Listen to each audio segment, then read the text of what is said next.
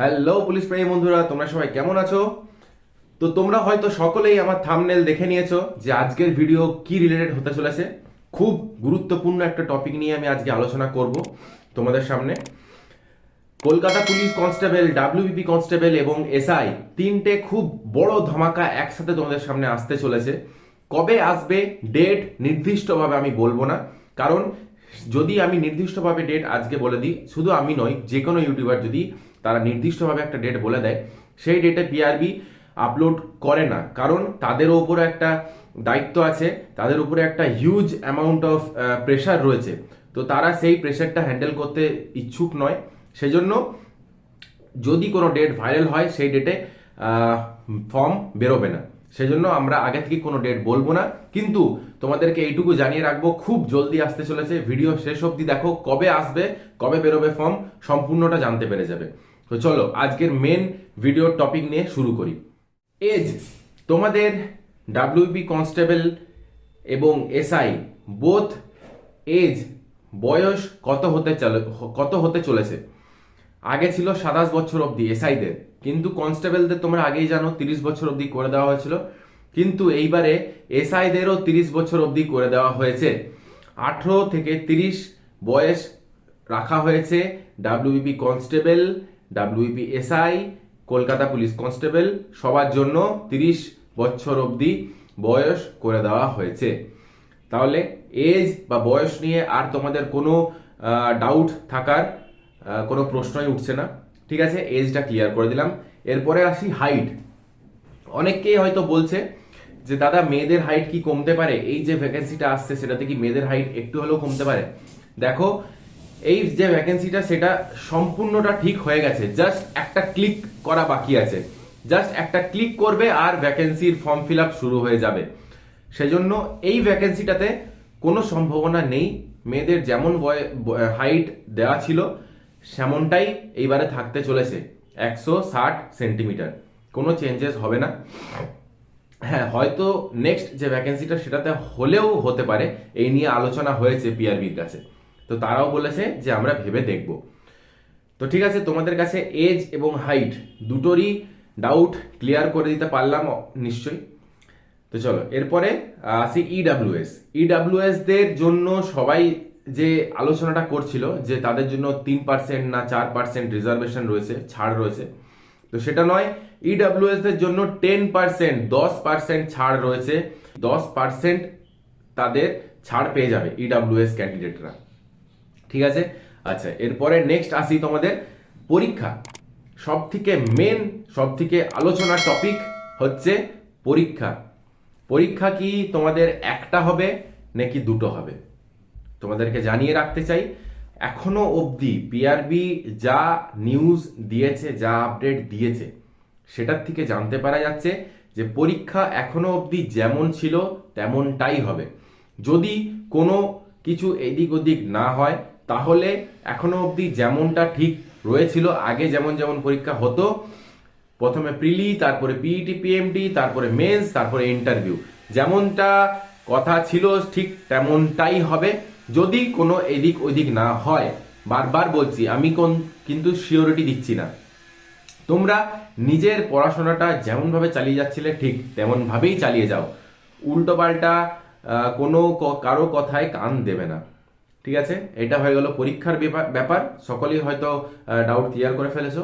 আচ্ছা এরপরে আসি, প্রথমে কি মাঠ হবে নাকি পরীক্ষা হবে? তো আমি আগে এই টপিকটা নিয়ে আলোচনা করে দিলাম, তাও তোমাদের কাছে বলে দিই।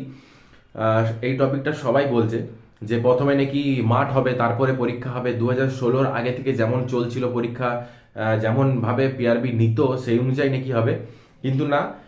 এখনো অবধি তারা যা আপডেট দিয়েছে যে আগে মাঠ হবে না, কারণ huge number of form fill up হয়েছে তিনটেতেই, WP constable, WP SI, Kolkata police constable, huge number of form fill up হয়েছে। সেজন্য তাদের যদি আগে মাঠ নেয়, তারা খুবই সমস্যাজনক ব্যাপার একটা হয়ে যাবে। সেজন্য তারা এইবারটা কমসে কম তারা যেমন পরীক্ষা নিত তেমনটাই রাখতে চায় এখনো অবধি, যেটা আপডেট দিয়েছে। এরপরে চেঞ্জেস হতে পারে, এখনো কিন্তু কোনো আপডেট নেই। এখনো অবধি তারা যেটা বলেছে সেটা হচ্ছে যেমনটাই পরীক্ষা হতো ঠিক তেমনটাই হবে। মানে প্রথমে প্রিলি, তারপরে পিইটি পিএমটি, তারপরে মেন্স, তারপরে তোমাদের ইন্টারভিউ। তাহলে আর তোমাদের এই নিয়ে কোনো ডাউটস মাথায় রাখবে না। ফর্ম, আমি বারবার বলছি, ফর্ম যবেই বেরোক না কেন, ফর্ম তোমাদের ফেব্রুয়ারির লাস্টে বেরোক না কেন, মার্চে বেরোক না কেন, এপ্রিলে বেরোক না কেন, ফর্ম তোমাদের সামনে খুব জলদি বেরোতে চলেছে। তোমাদের প্রিপারেশনের যেন কোনো কমতি না থাকে। তোমরা এই ভেবে ঘরে বসে থেকো না যে এখন ফর্ম বেরোচ্ছে না, থাক এখন কিছুদিন পড়বো না, পরে স্টার্ট করবো পড়াশোনা। একদম নয়, পড়াশোনাটা যেমন করছিলে ঠিক তেমনটাই চালিয়ে যাও। যখন তখন ফর্ম বেরিয়ে যেতে পারে, কিন্তু খুব জলদি বেরোতে চলেছে ফর্ম। আচ্ছা, এরপরে বলে দিই তোমাদের সিলেবাস। সিলেবাসটাও ঠিক আগের মতোই রয়েছে, যেমনটা লেডি কনস্টেবলের হলো, যেমনটা কেপির পরীক্ষায় হলো, সিলেবাস ঠিক সেম সিলেবাস হতে চলেছে। হ্যাঁ, যদি একটা পরীক্ষা হয়, যদি একটা পরীক্ষা পিআরবি নেয় পরবর্তীকালে, তাহলে তোমাদের মেন্সে যে সিলেবাসটা, সেই সিলেবাসটার অনুযায়ী তারা পরীক্ষাটা নেবে। যেমন ওই রিজনিং, ম্যাথস, জিকে, ইংলিশ, এই 4টা পেপারে তোমাদের পরীক্ষা দিতে হবে, যদি একটা পরীক্ষা হয় তাহলে। তা না হলে যেমনটা ছিল সিলেবাস ঠিক তেমনটাই থাকবে। ঠিক আছে, এই নিয়ে কোনো মাথা ব্যথা রাখবে না। আচ্ছা, আরেকটা জিনিস আমরা জানতে পেরেছি, ট্রেনিং পিরিয়ড যেটা 6 মাসের ছিল, সেটা কম হলেও হতে পারে, কারণ হিউজ নাম্বার অফ ভ্যাকেন্সি, তাদেরকে রিক্রুট করতে হবে খুব জলদি। তো সেই কারণে ট্রেনিংয়ের যে মেয়াদ, সেটা একটু হলেও কম হতে পারে। কত কম হতে পারে সেটা তারা এখনো ক্লিয়ার আউট করেনি, কিন্তু কম হলেও হতে পারে, এটা তারা জানিয়েছে। ঠিক আছে। আচ্ছা, এরপরে আসি মেন যে কথায়, সেটা হচ্ছে তোমাদের ফর্ম। সব থেকে বড় ধামাকা, বিশাল বড় ধামাকা, ডাব্লিউবিপি কনস্টেবলের 12,000 ভ্যাকেন্সি, কলকাতা পুলিশ কনস্টেবলের 3700 ভ্যাকেন্সি, এবং ডাব্লিউবিপি এসআই এর 550 প্লাস ভ্যাকেন্সির বড় ধামাকা, সব থেকে বড় ধামাকার ফর্ম ফিল আপ কবে থেকে হতে চলেছে। তো আমি আগেও বলেছি যে নির্দিষ্ট কোনো ডেট আমি বলবো না, কারণ নির্দিষ্ট ডেট বলে দিলে তাদের পিআরবির রিক্রুট করতে খুব সমস্যা হয়ে যাবে।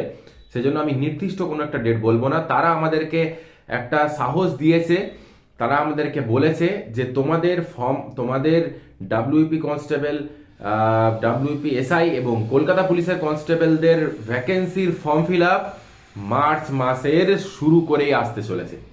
আমি নির্দিষ্ট কোনো ডেট বলবো না, মার্চ মাসের শুরুতেই আসতে চলেছে। তাহলে তোমাদের হাতে আর বেশি সময় নেই, তাই কেউ উল্টোপাল্টা মাথায় চিন্তা রাখবে না। যেমন প্রিপারেশন চালিয়ে যাচ্ছিলে ঠিক তেমনটাই চালিয়ে যাও, কারুর কোনো কথায় কান দেবে না।